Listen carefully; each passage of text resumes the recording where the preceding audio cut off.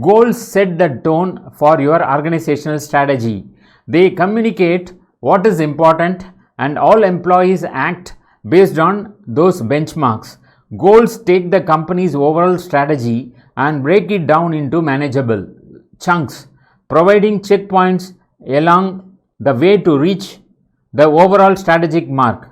Employees get a sense how their contributions are building toward team and organizational goals. It is easy for an employee to feel lost and become disengaged when they don't understand where they fall in the organizational hierarchy.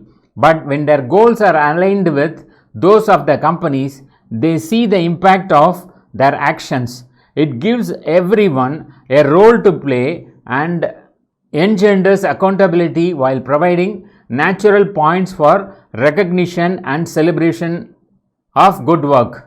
Priorities are clarified. Employees have many tasks on their agenda each day and they are trusted to choose which should be accomplished first to push the organization forward. When they understand how each affects the team and organizational goals, it is easier for them to choose the job that needs their attention first. Aligned goals connect employees and teams. This gives the organization the feeling that everyone is in this together and is on the same page.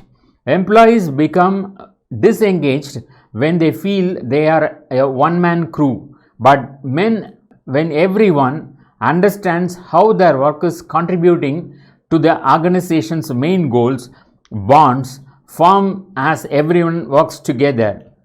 Deficiency need versus growth needs. This 5-stage model can be divided into deficiency needs and growth needs. The first 4 levels are often referred to as deficiency needs, and the top level is known as growth or being needs. Deficiency needs arise due to deprivation or said to motivate people when they are unmet. Also, the motivation to fulfill such needs will become stronger the longer the duration they are denied. For example, if a person goes without food, the more hungry they will become. Maslow initially stated that individuals must satisfy lower level deficit needs before progressing on to meet higher level growth needs. However, he later clarified that satisfaction of need is not all or none phenomenon, admitting that his earlier statements may have given the false impression that a need must be satisfied 100% before the next need emerges. Then a deficit need has been more or less satisfied, it will go away and our activities become habitually directed towards meeting the next set of needs that we have yet to satisfy.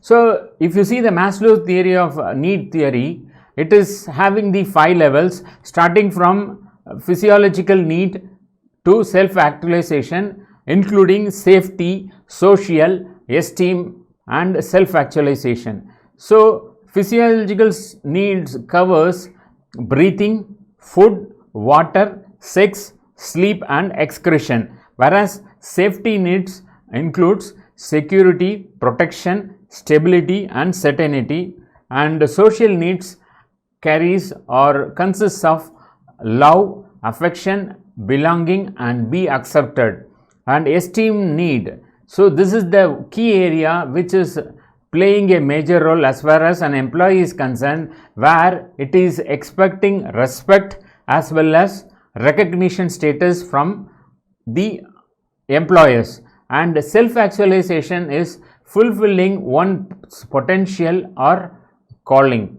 So, 2 major factors which is treated as the main need of the Maslow's concept, that is esteem needs and self-actualization needs, which is beyond the normal needs, that is physiological, safety and social.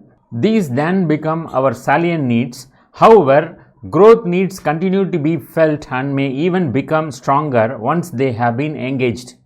Growth needs do not stem from a lack of something, but rather from a desire to grow as a person. Once these growth needs have been reasonably satisfied, one may be able to reach the highest level called self-actualization. Every person is capable and has the desire to move up the hierarchy towards a level of self-actualization. Unfortunately, progress is often disrupted by a failure to meet lower level needs. Life experiences, including divorce and a loss of job, may cause an individual to fluctuate between levels of the hierarchy. Therefore, not everyone will move through the hierarchy in a unidirectional manner, but may move back and forth between the different types of needs. The original hierarchy of needs 5-stager model includes Maslow's stated that people are motivated to achieve certain needs and that some needs take precedence over others. Our most basic need is for physical survival, and this will be the first thing that motivates our behavior once the level is. So, physiological needs are biological requirements for human survival. Example, air, food, drink, shelter, clothing, warmth, sex and sleep. If these needs are not satisfied, the human body cannot function optimally. Maslow considered physiological needs the most important, as all other needs become secondary until these needs are met. Safety needs. Once an individual's physiological needs are satisfied, the needs for security and safety become salient. People want to experience order, predictability and control in their lives. These needs can be fulfilled by the family and society. Example, police, schools, business and medical care. For example, emotional security and financial security, that is employment and social welfare, law and order, freedom from fear, social stability, property, health and well-being. Example, safety against accidents and injury, love and belongingness needs. After physiological and safety needs have been fulfilled, the third level of human needs is social and involves feelings of belongingness. The need for interpersonal or relationship motivates behavior, and examples include friendship, intimacy, trust and acceptance, receiving and giving affection and love, affiliating, being part of a group, family, friends and work. Next, esteem needs are the fourth level of Maslow's hierarchy, as we have discussed earlier. Esteem for oneself, that is dignity, achievement, mastery and independence, and the desire for reputation or respect from others. Maslow indicated that the need for respect or reputation is most important for children and adolescents and precedes real esteem or self-esteem or dignity. As the desire to accomplish everything that one can to become the most that one can be.